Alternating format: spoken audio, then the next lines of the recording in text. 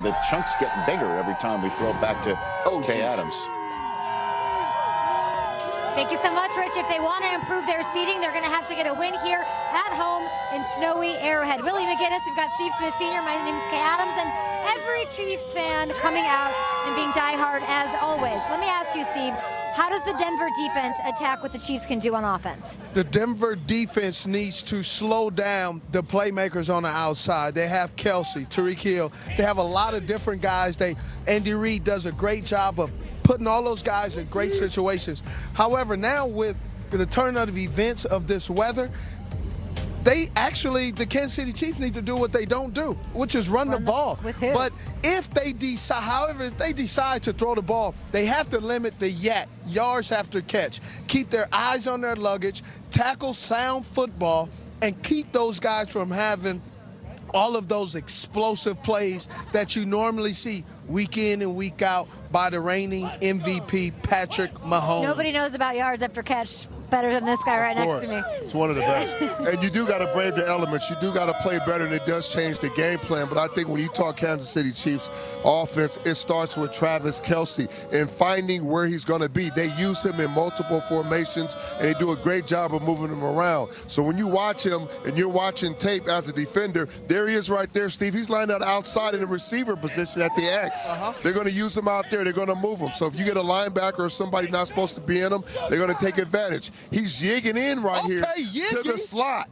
So now you're going to see who's covering him. They're going to be in zone. He's going to find his soft spot. They're going to get him the football. And then he's in a traditional position right here. He's going to run a delay over route. He's going to pretend like he's blocking right here. He's going to come off. They lose sight of him. Ooh.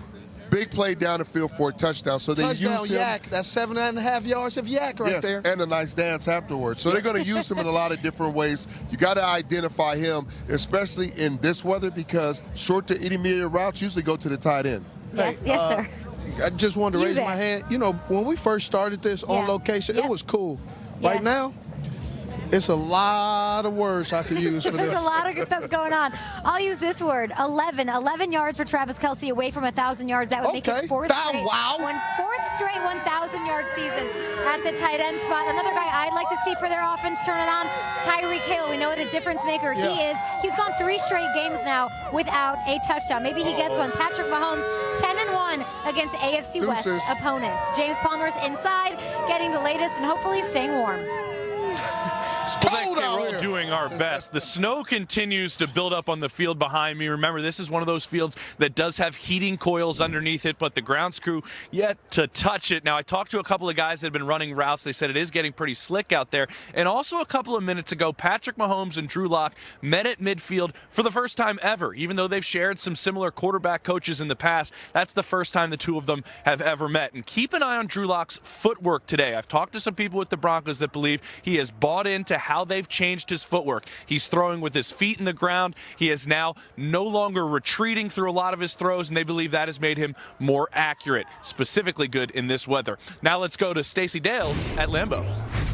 And James, we sure do have some weather here. It's about 10 degrees. Charles Davis going to call the game on Fox with Kevin Burkhardt and Pam Oliver. The Chicago Bears have won 4 of their last 5. What have you seen? I mean, Matt Nagy said to me this season, enough was enough with the 4-game losing streak. Yeah. What have you seen on the field from them that's changed it? Yeah, it's always interesting when a coach says that, right? Because you always say to yourself, well, if enough was enough now, what about before? And I think for he and his team, they finally got together.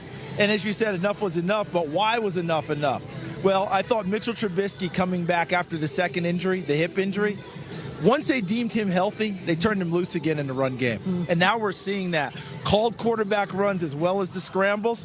Because to me, when Mitchell Trubisky is on the move, he's a better quarterback. And the offense flows better, and we've seen that the last 2 games. And what's really interesting is we've seen a Packers offense, Charles, this year that has established a run game. But the relationship with Matt LaFleur and Aaron Rodgers, you sit in the production meetings. How have you seen this thing evolve? I think that I've seen it evolve into a respectful relationship. I still think Aaron wants to do certain things. I think Matt is trying to figure out whether he can let him do certain things and how does that play into his offense.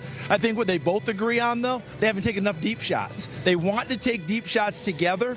I think today they're going to try and get that done, even if they have to have extra protection in the backfield to block it up for him. Well, Matt LaFleur, Charles Davis has certainly done a great job in his first year as head coach. Let's get to Ian Rappaport, though, right now for more on some of the coaches in the hot seat. Ian. Thanks, Stacey. Let's start with second-year Giants coach Pat Shurmur. He is expected to finish the season for the Giants, but from what I understand, nothing beyond that is guaranteed or secure for Shurmur. Certainly his status very much in doubt. What the Giants brass wanted to see were some wins down the stretch to show some progress, especially with a first-year quarterback in Daniel Jones. That has not happened. Losers of 9 straight. Some wins could potentially change this, but not looking good for Pat Shurmur. Different situation for the Cleveland Browns and first-year coach Freddie Kitchens. My understanding is they are supporting Kitchens. The building is behind him. They want him to continue to be their coach long-term. They know he's a coach who has obviously made some mistakes. They believe he wants to learn, and the fact that he's gotten this team to be 4-1 down the stretch absolutely has helped Kitchens standing. And now for a coach who's not on the hot seat, let's send it to Pete Carroll and Tiffany Black.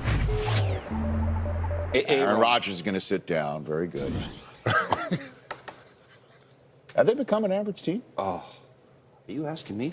Here's the thing. That was very De Niro-like right there. Yeah, I'm talking to you. You're talking to me. The Hall of Fame Bill Parcells once said, "You are what your record says you are." You are what you are. What's your record, Rich? 10-3. They are. Does that sound average to anybody up here? Hold on. Have they become? Because didn't you see the second part of that record? It's not your turn yet. Okay. Sorry. Okay.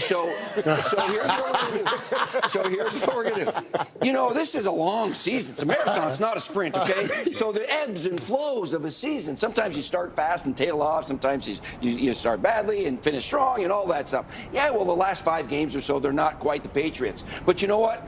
This just in. Their defense is ranked number 1 in total defense, scoring defense, turnover differential, yards per play, third down. That's number 1 in the league, okay? Even through the ups and downs. Their offense is still 8th in scoring offense and 9th in passing. So they have a lot of good things, okay? Right now we say, well, this is not the same offense that we used to see Tom Brady throwing to Randy Moss. And yeah, that's true. But you know what? This is still a heck of a dangerous team that should win the division and have a bye and play a home game for the playoffs. I mean, this is a dangerous team. Yeah, they're in a little bit of a slump. They'll snap out of it. Kurt, now you can go. Okay. And I'm going to agree. I don't believe they're just an average football team. I believe they're a good football team based on their defense with the issues on offense. But what I am concerned about is that they could become an average playoff team. When it comes playoff time, we talk about these 3 losses, right? The Texans, the Chiefs, the Ravens, all teams that are going to be in the playoffs. So better than average team in the regular season when you compare them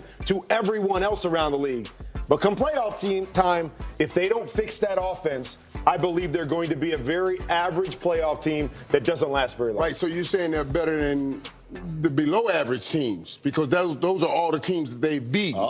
They're better than the below average team, but when they come to the teams that are above average, they lose to those teams. So it really does make them average. They're in between below average and the top average. They are average. Okay. Right? So the answer would actually be yes, that they are an average football team when you put it all together. Now, let's give credit where credit is due because offense is not what it needs to be.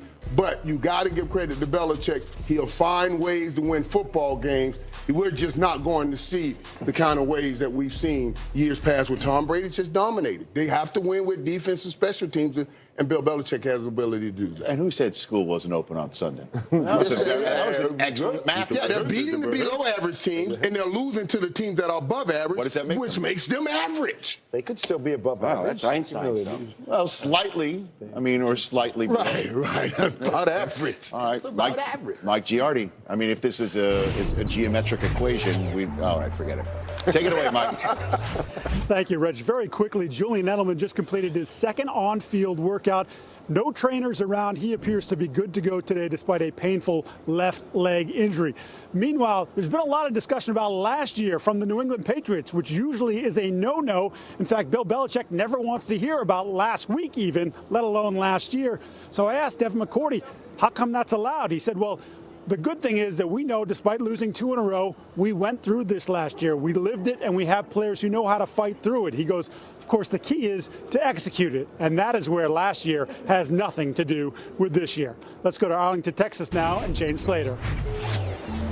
Mike, Cowboys head coach referenced that 30-22 divisional loss to the Rams and says, like a lot of things, it feels like it was yesterday, and in other ways it feels like it was 10 years ago. Rams head coach Sean McVay said he's 33, but he feels like he's 83 since that win. Now, that Cowboys loss to the Rams in the divisional round prompted a lot of changes on offense, changes that were working until a few weeks ago. So as this offense tries to get back on track, here's a look back as the Cowboys try to exact their revenge.